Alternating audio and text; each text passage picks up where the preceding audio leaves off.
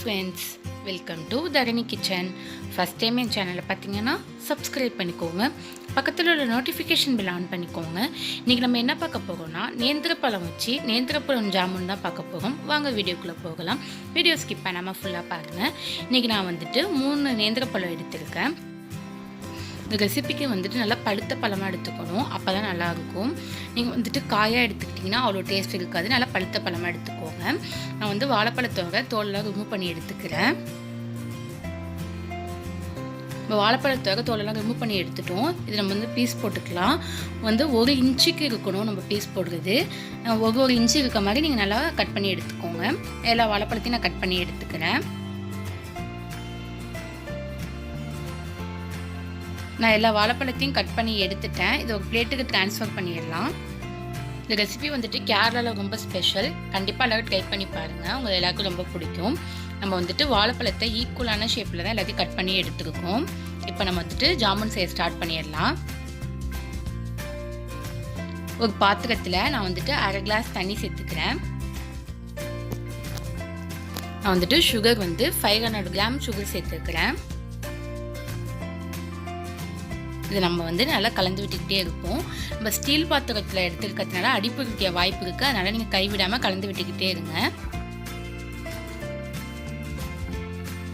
சுகர்லாம் நல்லா மெல்ட் ஆகிட்டு இப்போ நம்ம ஒரு பிஞ்சு சால்ட் சேர்த்துக்கலாம். இதுக்கு கம்பி பதம்லாம் தேவையில்லை. ஒரு பிசுபிசுப்பு தன்மை வந்தாலே போதும்.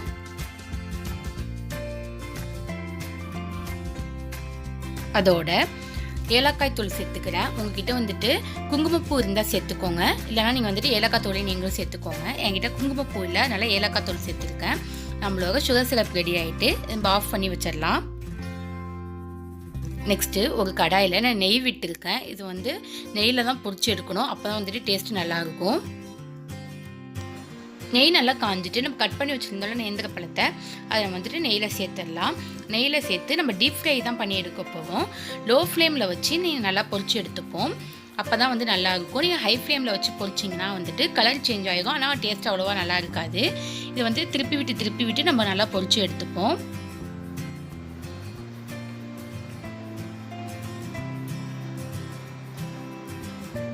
கலர் லைட்டாக சேஞ்ச் ஆகிருக்கு பாருங்கள். இது பழுத்த பழம்னா டக்குன்னு கலர் சேஞ்ச் ஆகிருக்கும். காய்னா கொஞ்சம் டைம் ஆகும். எனக்கு 15 மினிட்ஸ் ஆனிச்சு. நான் ஸ்லோ ஃப்ளேமில் வச்சு 15 மினிட்ஸ் வரைக்கும் நல்லா பொரிச்சு எடுத்தேன். நம்மளோட நேந்திரப்பழம் ரெடி ஆகிட்டு பாருங்கள். நல்லா கிறிஸ்பாக நல்லா பொரிஞ்சு வந்திருக்கு. கலர்லாம் சேஞ்ச் ஆகிருக்கு. இதை நம்ம வேற ஒரு பாத்திரத்துக்கு மாற்றிக்கலாம். நல்லா ட்ரைன் பண்ணி எடுங்க. நெய்யெல்லாம் வடிகட்டிட்டு எடுங்க. இதை நம்ம சுகர் சிரப் செஞ்சு வச்சுருந்தோம்ல அதில் சேர்த்துடலாம். சேர்த்துட்டு நல்லா கலந்து விடுவோம். கலந்து விட்டுட்டு ஒரு 3 மணி நேரம் வரை ஊற வைக்கணும். இதை டிஸ்டர்ப் பண்ணாதீங்க. 3 மணி நேரம் கழித்து நம்ம பார்க்கலாம். 3 மணி நேரம் வரை ஆகிட்டு பாருங்கள். உங்களுக்கு பார்த்தாலே நல்லா தெரியும், நல்லா ஊறி இருக்குது. இதை நம்ம ஒரு பவுலுக்கு ட்ரான்ஸ்ஃபர் பண்ணிவிடுவோம். அவ்வளோதான் ஃப்ரெண்ட்ஸ், நம்மளோட நேந்திரப்பழம் ஜாமுன் ரெடி ஆகிட்டு. இது செஞ்சு பார்த்துட்டு கீழே கமெண்ட் பண்ணுங்கள். இந்த வீடியோ பிடிச்சிருந்துச்சுன்னா லைக் பண்ணுங்கள், ஷேர் பண்ணுங்கள், சப்ஸ்கிரைப் பண்ணுங்கள். பக்கத்தில் உள்ள நோட்டிஃபிகேஷன் பெல் ஆன் பண்ணிக்கோங்க. வேறு ஒரு வீடியோவில் பார்க்கலாம். பாய்.